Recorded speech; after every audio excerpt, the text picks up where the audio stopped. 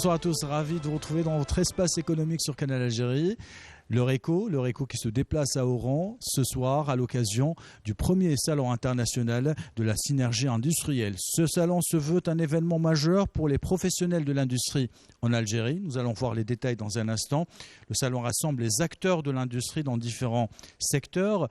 Objectif, développer la culture de la qualité, de l'innovation à travers notamment le rapprochement des centres de recherche, des unités de recherche également, des entreprises.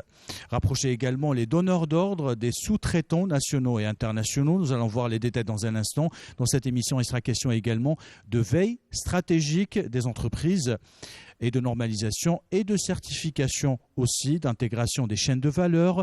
Comment nos entreprises s'en sortent, quels sont leurs points forts et leurs points faibles. Réponse avec mes invités. 4. Sida Lezelouri, vous êtes directeur général d'Algéria. 20h, les startups sont un maillon fort dans cet écosystème. Vous allez nous rappeler dans un instant les différents mécanismes d'aide aux startups et surtout comment intégrer ces pépites dans l'économie algérienne. Ali Maamri, vous êtes chef d'entreprise. Vous êtes également celui qui a lancé Westinov, qui est un incubateur. Nous évoquerons avec vous l'importance de la certification, la conformité des entreprises dans un instant. Amin Iles, vous êtes directeur de la plateforme technologique au niveau du CRTI. Nous évoquerons avec vous le rôle de cette plateforme technologique dans le développement de notre industrie. Et enfin, Rachid Barchi, vous êtes président de la Bourse de la sous-traitance et de partenariat de l'Ouest. Vous allez nous dire tout de suite pourquoi vous avez décidé de lancer ce salon, Rachid Barchi. Bonjour, bienvenue à Oran, bienvenue au salon de la synergie industrielle d'Oran, la première édition.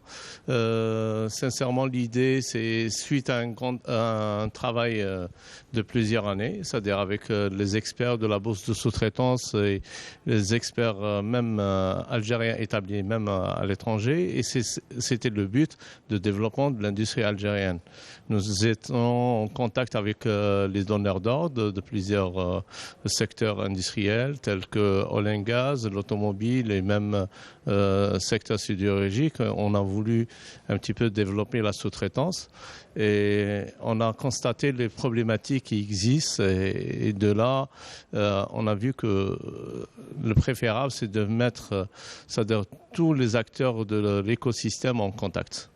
Et l'idée, c'était ça, c'est-à-dire en deuxième phase, il faut mettre en place un salon qui regroupe tous les acteurs et en parallèle du salon, des conférences pour discuter des problématiques. Amin Iles, vous faites partie de cet écosystème, vous êtes directeur de la plateforme technologique au niveau du CRTI. Alors on a vu que ce que vous faites est impressionnant avec énormément de projets, notamment dans la robotique.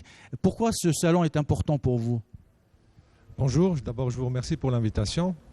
En fait, ce salon est important pour nous, pour la lisibilité. En fait, c'est des structures nouvelles qui sont financées par l'enseignement supérieur et la recherche scientifique, qui est destinée comme appui aux entreprises.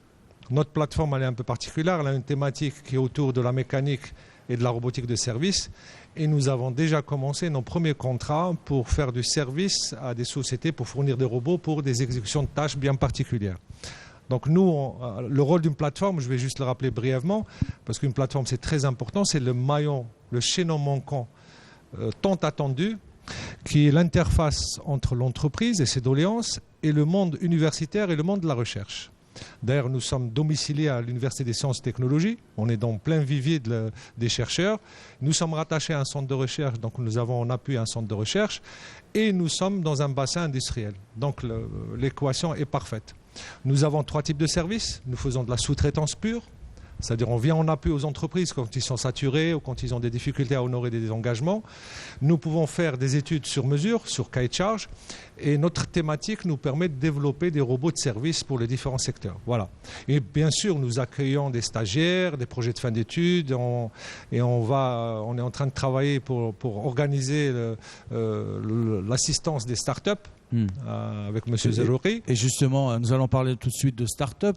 Ali Maamri, vous avez lancé Westinov, qui est un incubateur à Oran, mais vous participez aussi avec ce village start-up dans cette première édition du Salon international de la synergie industrielle.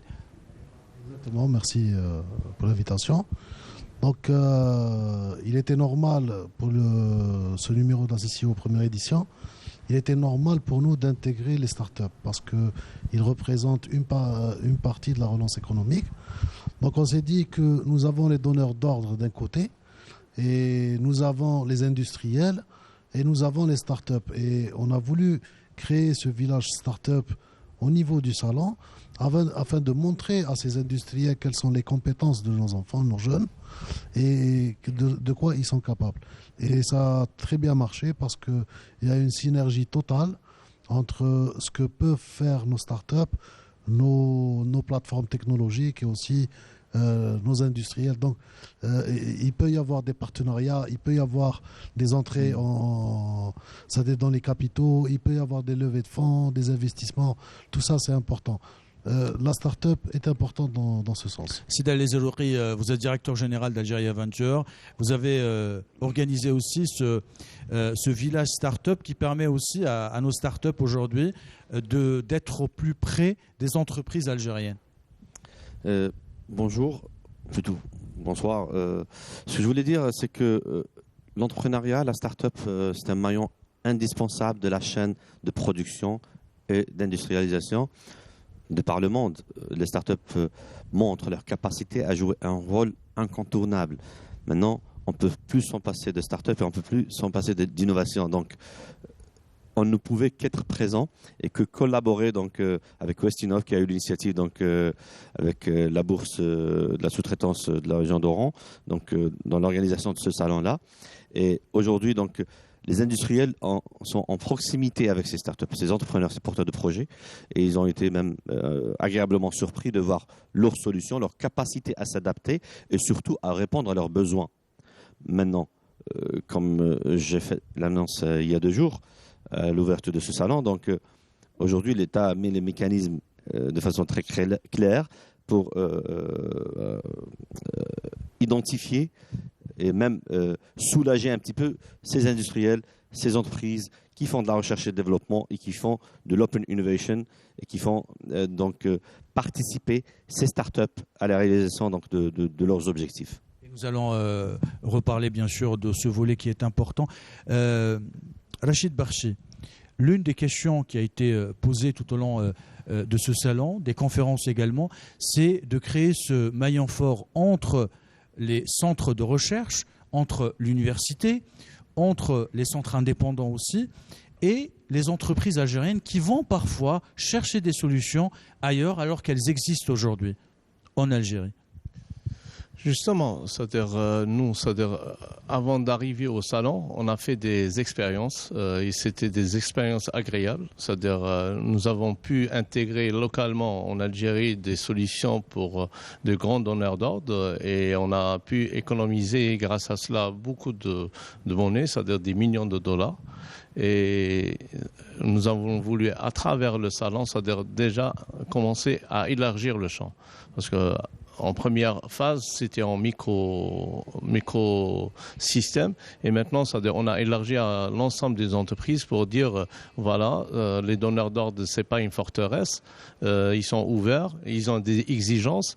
On a voulu expliquer les exigences à travers les mettre en contact directement. Aussi, c'était pour renforcer l'entreprise. On a dit qu'il ne faut pas avoir peur. Les exigences, ce n'est pas un miracle. Il faut juste se rapprocher des universités ou bien des centres de recherche. Sinon, si vous êtes une entreprise capable et vous avez fait votre preuve, c'est-à-dire il y a tout un écosystème. En plus, c'est une première aussi, c'est-à-dire on a voulu faire l'écosystème avec 4 volets. Le premier volet, c'est les donneurs d'ordre.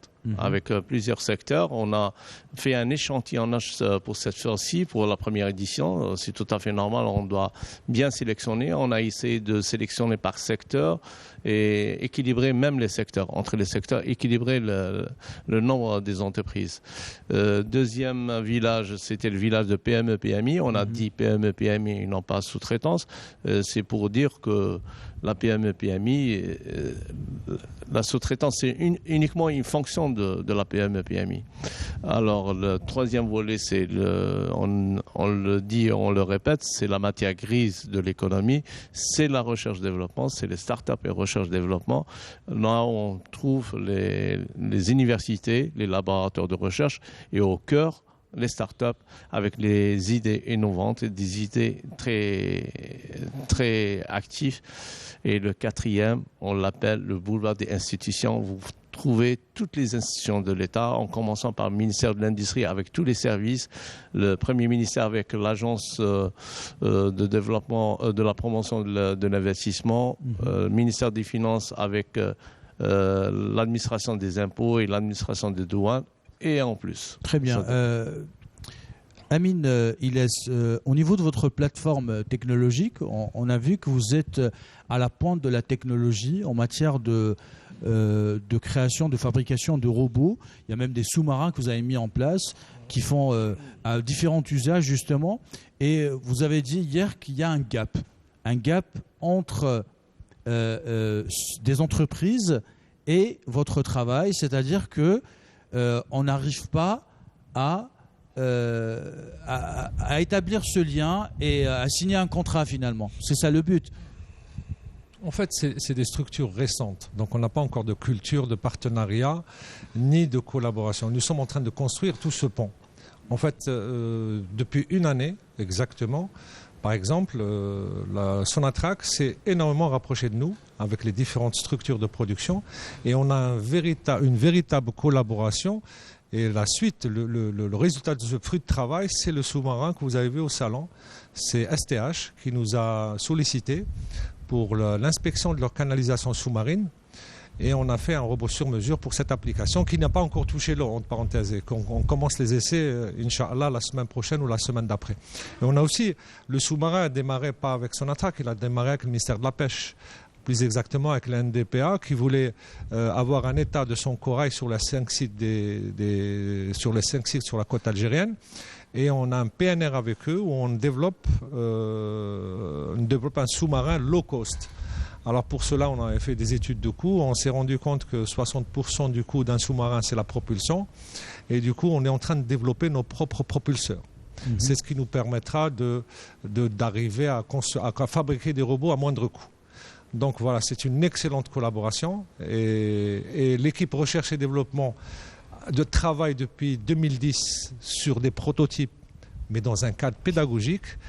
Depuis 2 ans, nous travaillons réellement avec des contrats industriels, même s'ils ne sont pas encore signés, mais ils sont réels. Ali Maamri, à partir de votre expérience avec votre casquette de chef d'entreprise, quel est le moyen le plus simple, le plus rapide d'établir cette connexion justement entre la recherche scientifique et ce que vous faites au quotidien ? Le moyen le plus rapide pour établir cette connexion, c'est de croire en les compétences algériennes. Parce que nous avons beaucoup de compétences et donner la chance et de l'espoir surtout, que ça soit pour l'aspect pédagogique au niveau de nos universités, c'est-à-dire au niveau de nos universités, et croire à ce que nos professeurs sont en train de forger, on va dire, c'est-à-dire ces étudiants-là qui ont toute cette façon de faire.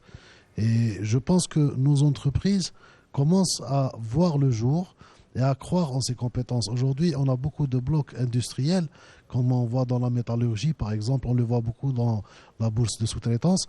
La métallurgie se nourrit maintenant des universités algériennes. Elle se nourrit des jeunes et des compétences tawana. Et je pense que ça commence à avoir l'impact que nous attendons tous, mais nous espérons qu'il sera encore plus direct à l'avenir. C'est là, on s'est habitué maintenant à rencontrer des villages start-up ou à des exposants start-up dans pratiquement tous les salons qui sont en rapport avec l'industrie, qui sont en rapport avec l'économie. Alors, comment intégrer justement davantage nos start-up dans cet écosystème pour qu'ils puissent à leur tour répondre à des préoccupations, comme vient de le dire M. Iles et M. Maamri, des problématiques existentielles que rencontrent nos entreprises. Excellente question, permettez-moi de le dire et de le rappeler, c'est que aujourd'hui, il y a un état d'esprit, comme on dit, un mindset qu'on essaie, je dirais, d'inculquer, sortir de cette zone de confort. Beaucoup d'entreprises, beaucoup d'industriels, ils sont dans leur zone de confort et hésitent à prendre le risque et faire confiance à ces talents, à ce génie algérien. Aujourd'hui, c'est une fierté pour nous. On a pas moins de 350 000 diplômés chaque année, dont une majorité qui dépense largement les 50%, c'est des ingénieurs, toutes disciplines ou spécialités confondues. Donc, et c'est des pépites, c'est-à-dire c'est des talents qui sont en train de briller à l'international. Donc aujourd'hui, on est en train de les outiller, de leur donner les moyens, et on a fait en sorte que ces moyens soient des deux côtés, donc au niveau des startups, ces entrepreneurs, ces ingénieurs, mais aussi au niveau des industriels, donc en les outillant des incitatifs, donc de moyens pour dire, ok, d'accord, si aujourd'hui vous allez solliciter des entrepreneurs, solliciter des startups, vous allez être aussi récompensé, donc dans les deux sens. C'est des quick wins, c'est une relation gagnant-gagnant, et c'est ça qui fait que à chaque fois qu'on présente nos startups, enfin, je dis nos startups, c'est nos enfants, c'est le fruit de notre support. C'est une politique de la République algérienne. Donc aujourd'hui, l'État dépense de l'argent, met les moyens et met les projecteurs donc, comme priorité cette nouvelle économie, cette nouvelle relance avec ces jeunes entrepreneurs. Donc on essaie de conjuguer tout cela et mettre ça donc, en exergue. Et nous allons continuer à parler de start-up, mais aussi de conformité. Nous vous invitons à regarder cette visite dans le Salon international de la synergie industrielle. Nous avons rencontré une entreprise spécialisée dans tout ce qui est robotique, une autre spécialisée dans la conformité, et nous avons fait un tour aussi dans le village start-up qui est monté grâce au partenariat entre l'incubateur Westinov et Algérie 20. Regardez. Dans les couloirs de ce salon, nous avons croisé Yassine, en pleine conversion professionnelle. Il est à la recherche d'opportunités d'investissement. Il s'intéresse de près à cette entreprise algérienne spécialisée en robotique. C'est une jeune entreprise avec quand même plus de 25 ans d'expérience dans le domaine de la robotique et de l'automatisme de process, sur un vécu d'expérience à travers des sociétés multinationales et étrangères. Donc le but, c'est de faire ce qu'on appelle le transfert de savoir en Algérie. Il y a une demande même en Afrique.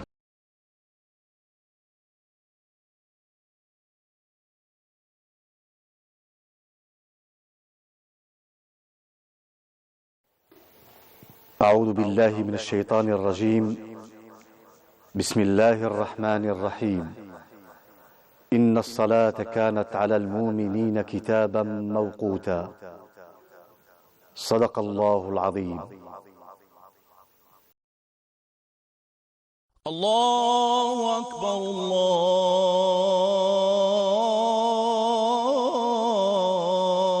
الله أكبر أشهد أن لا إله إلا الله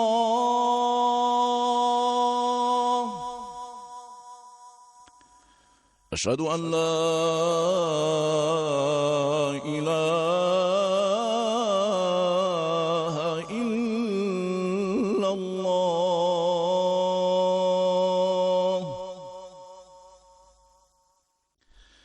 أشهد أن محمدًا رسول الله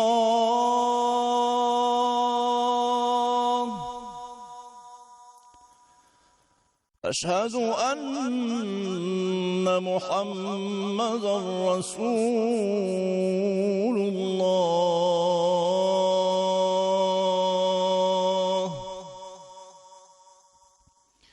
حي على الصلاة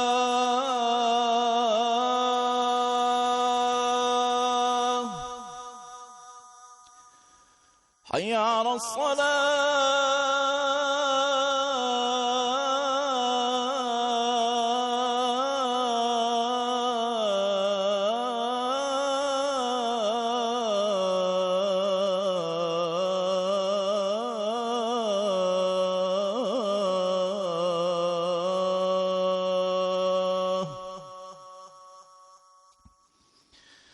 حي على الفلاح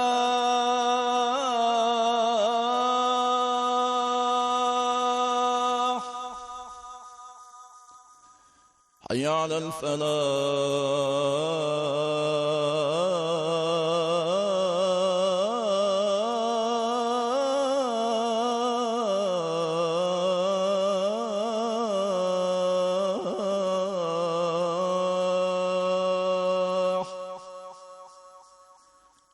الله أكبر الله أكبر لا إله إلا الله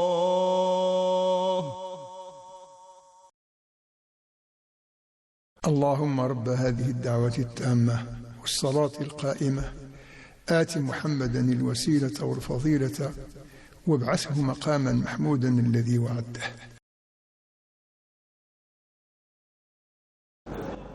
Connaisseur du marché algérien et africain, notre visiteur prend rendez-vous avec une autre entreprise algérienne spécialisée dans la normalisation et la certification. Le but de cette réunion est d'avoir une idée précise sur les entreprises algériennes certifiées. Je suis venu là pour voir, surtout pour prospecter quels sont les secteurs dans lesquels je peux éventuellement investir et la manière dont il faut investir. Donc, l'objectif et surtout de ce salon, c'est d'avoir une idée sur tout ce qui est homologation produit, certification ISO. Mais pourquoi il est si important aujourd'hui pour une entreprise d'être certifiée ? L'intérêt de la certification aujourd'hui se trouve à deux niveaux. Nous avons le niveau interne où l'entreprise essaie de mettre en place une organisation, structurer son fonctionnement interne. Et vous avez la deuxième dimension qui est la dimension répondre à la sollicitation des donneurs d'ordre aux clients qui ont besoin d'une organisation, d'une entreprise organisée, certifiée, structurée. Pendant que Yassine poursuit sa visite au Salon international de la synergie industrielle, un autre espace attire notre attention. L'incubateur Westinov, en collaboration avec Algeria Venture, ont monté ce village start-up.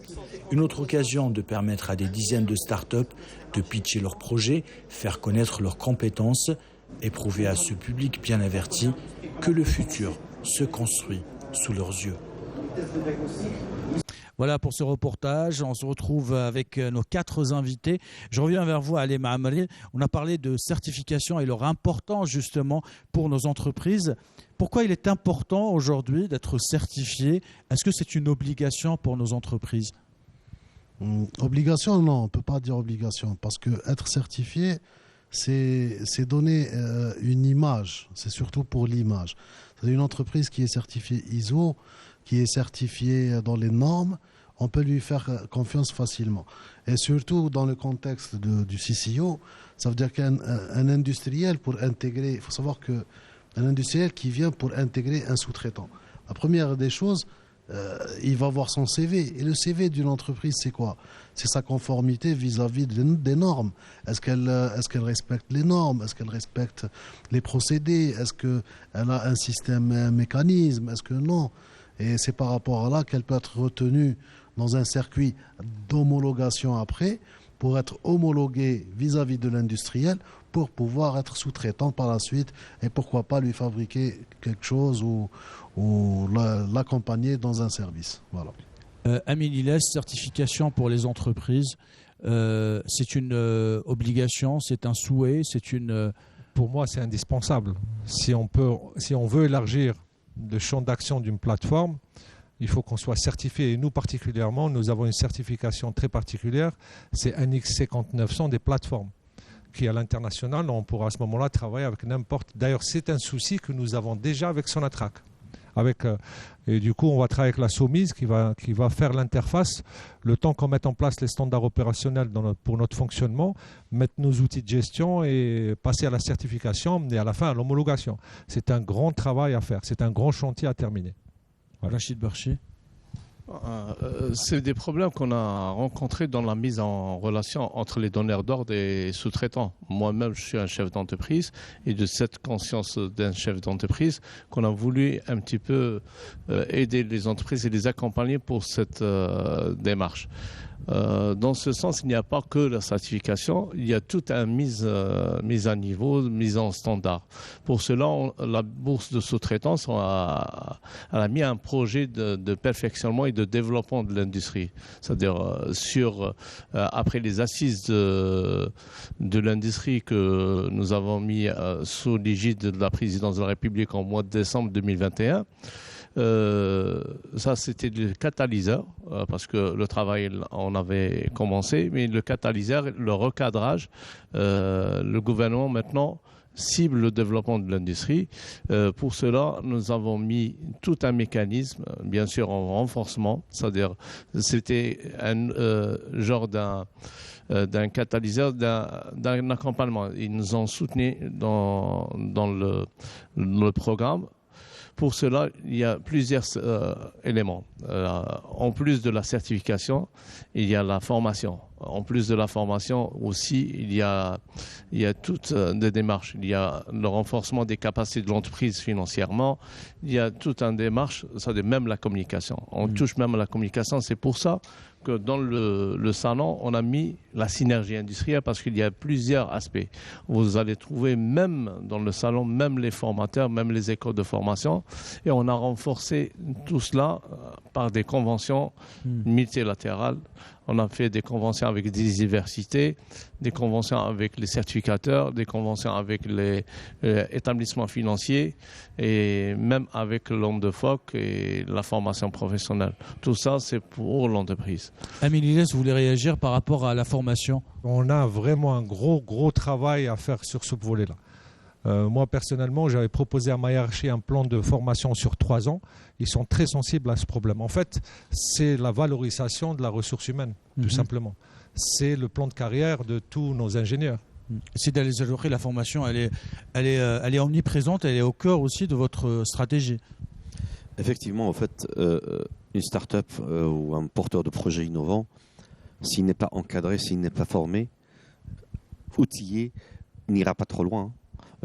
On sait tous que 90% des startups meurent après 3 ans d'existence seulement, pour plusieurs diverses raisons. Financement, ce problème déjà il est balayé parce que l'État a mis l'Algerian Startup Fund donc, pour justement prendre des parts dans ces startups-là et leur injecter des fonds pour pouvoir survivre, problème écarté. Et puis elle a mis la structure donc Algeria Venture, qui est un établissement d'appui au support donc aux startups, et non seulement aux startups mais aux incubateurs, parce qu'aujourd'hui il faut savoir que on ne peut pas être omniprésent.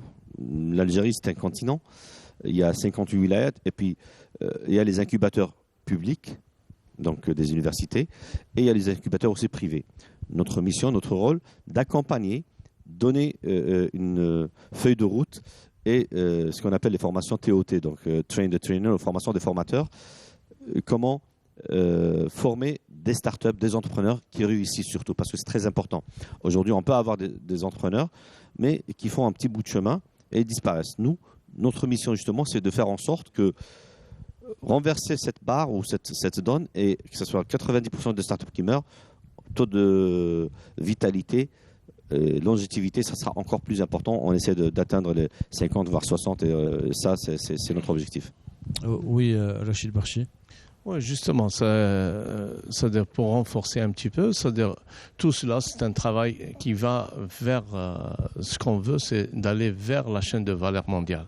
C'est-à-dire, c'est utile de développer les niveaux, les compétences nationales, c'est bien de développer, mais pour le développement, une entreprise elle a besoin d'un plan de charge. Alors le plan de charge, c'est pour ça qu'on a fait des conventions avec les donneurs d'ordre. Et bien sûr, le donneur d'ordre, il a des exigences. C'est pour cela. On doit faire tout le mécanisme de perfectionnement, mais ce n'est pas suffisant parce que après cela, il faut garantir un équilibre budgétaire de l'entreprise, c'est-à-dire un point d'équilibre de l'entreprise, parce qu'elle va dépenser des finances pour se mettre à niveau, et c'est pas suffisant avec un plan de charge qui est maigre. C'est-à-dire si on veut réussir, on doit garantir aussi des plans de charge.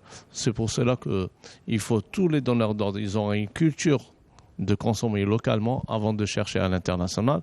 Et au pouvoir de garantir aussi, à travers du lobbying, à travers les patronats, les associations, le mieux c'est de se diriger vers des lobbying régionaux pour accéder, c'est-à-dire permettre l'accès des PME algériennes vers des chaînes de valeur mondiales. Ali Mamri, ce que disait à l'instant Rachid Barchi est important, consommer localement, intégrer une chaîne de valeur internationale et avoir ce mindset justement pour faire confiance aussi aux entreprises algériennes et au savoir-faire algérien.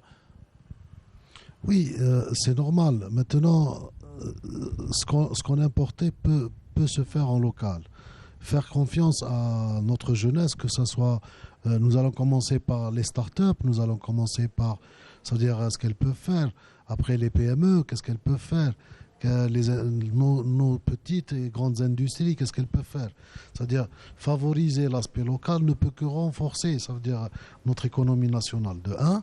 Et de 2, ça sera surtout créer une identité, ça veut dire économique, propre à nous.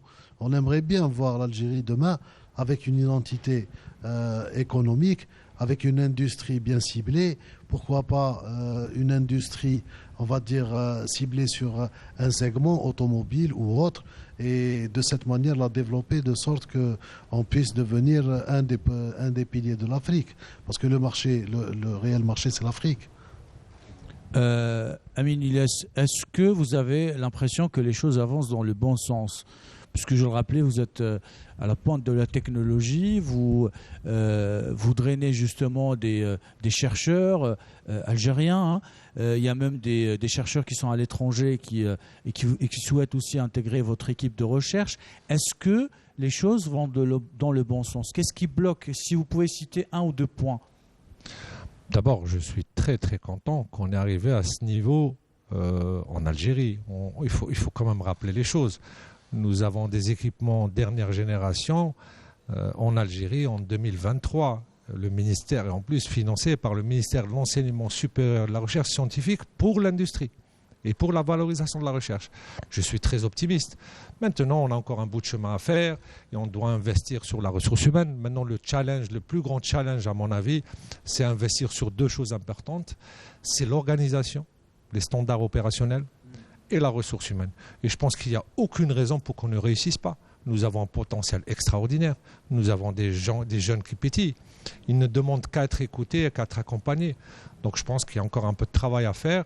Et je n'ai aucun doute sur la réussite de ce genre de projet. C'est vrai, nous passons progressivement d'une dépendance vers un autre système, que c'est sortir de sa zone de confort. Donc c'est vrai que c'est nouveau pour tout le monde, on a quelques petites résistances, mais c'est normal pour un projet nouveau et pour une nouvelle stratégie, une nouvelle mentalité. Il faut le temps au temps, c'est tout. Mais il faut travailler. Notre plus grand challenge, et j'insiste dessus, c'est la valorisation de la ressource humaine et l'investissement sur la ressource humaine, sur le volet métier, formation métier. La valorisation de la ressource humaine et l'investissement dans les ressources humaines. D'ailleurs, vous rappelez hier que les étudiants maîtrisaient la théorie mais manquaient beaucoup de pratique sur le terrain. Rachid Barchi. Justement, c'est ça, c'est-à-dire nous, en se frontant à l'université et aux startups, on a voulu leur montrer, c'est-à-dire l'autre côté de la barrière, c'est-à-dire l'autre côté, qu'est-ce qui se passe réellement dans le monde industriel et le monde économique. Alors de ce fait aussi, c'est-à-dire c'est des éléments, c'est des acteurs. On dit il y a des acteurs de l'écosystème algérien et pour cela, c'est-à-dire on a voulu que tout le monde soit présent pour justement le plus grand déficit, c'est la communication. Il n'y a pas de communication, il n'y a pas de trait d'union entre tous les acteurs. C'est-à-dire, pour cela, c'est notre objectif à travers ce salon, c'est-à-dire de montrer les capacités. À chacun, on lui montre les capacités des Algériens. Parce qu'on est capable de faire plus. C'est-à-dire, on peut faire même des miracles ici en Algérie. Sida El Zelouri, il a beaucoup été question de ressources humaines, mais il a été question aussi de communication. Et je voudrais vous poser cette question, parce que c'est toujours important de rappeler à nos téléspectateurs, aux jeunes qui voudraient se lancer dans l'aventure start-up, les mécanismes que offre Algérie 20h ou qu'offre le ministère de l'économie de la connaissance, des startups et des micro-entreprises à toutes celles et ceux qui souhaitent se lancer dans cette aventure. Je pense que maintenant c'est très très visible, c'est-à-dire tout le monde en parle. C'est la fièvre d'entrepreneuriat, de la start-up, de l'innovation de par le monde. Donc l'Algérie n'a rien à envier à d'autres pays que les gens pensent qu'on est en retard. On n'est pas en retard. On n'est pas du tout en retard. Au contraire, on avance avec des pas de géants. Aujourd'hui, il y a une fierté. Ce qu'on a fait, ce qu'on appelle le Startup Act, nous, on ne l'a pas baptisé Startup Act. On a fait les actions, donc notre ministère depuis sa création, et ça c'est le génie de M. le Président de la République, donc il a créé un ministère des startups, et qui a cette mission, cette noble mission, c'est d'accompagner ces jeunes entrepreneurs donc, à l'innovation, et a mis les mécanismes, donc un texte légal, donc définition, c'est quoi une startup, c'est quoi cette innovation, c'est quoi un incubateur, parce qu'avant, il y a 5 ans ou 7 ans ou 8 ans, les gens ne connaissaient pas ça, c'était pour eux quelque chose de la science-fiction. Maintenant, c'est réel, c'est concret, et il y a plusieurs dispositifs qui ont été mis à disposition de ces entrepreneurs. Donc, les poussons à focaliser seulement sur l'innovation, et tout le reste, c'est à la charge. Donc, le gouvernement a fait en sorte que les débarrasser de cette charge inutile, je dirais. Très bien. On va faire un dernier tour de table. On va commencer avec vous, Ali Maamri, pour parler aussi de votre actualité. J'ai rappelé que vous avez lancé Westinov, vous représentez le GAN et vous êtes chef d'entreprise également. Oui, effectivement. Donc, Westinov est un incubateur à Oran, donc privé. Donc, on essaye de fédérer l'écosystème autour de nous pour créer tout un tissu digital. Et dans le même sens, avec le groupement algérien des acteurs du numérique, on essaye, ça veut dire de donner de l'importance à tout ce qui est digital. De l'autre côté, donc, étant chef d'entreprise, donc nous avons notre solution informatique que nous commercialisons. Et nous venons de fabriquer le premier compteur taximètre algérien et africain qui est prêt pour être exporté dans beaucoup de pays africains. Voilà. Amélie Less. Alors bon, de toute façon, quand on attaque l'industrie, il y a énormément de conditions à rassembler.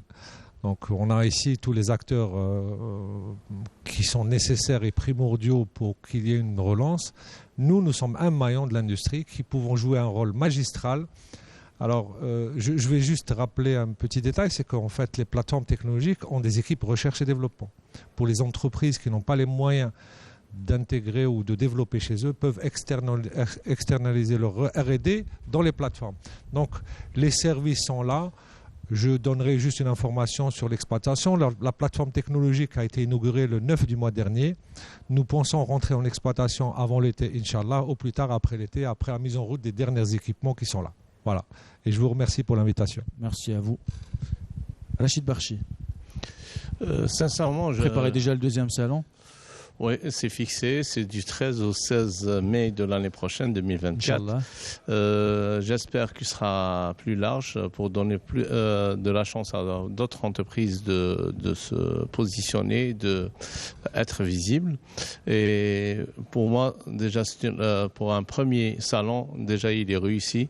Si on voit ce matin les échos entre les donneurs d'ordre et les startups, ils étaient ravis, les donneurs d'ordre, en regardant hier les présentations des startups et déjà les premiers contacts qui sont déjà établis pour développer des solutions pour les grands donneurs d'ordre.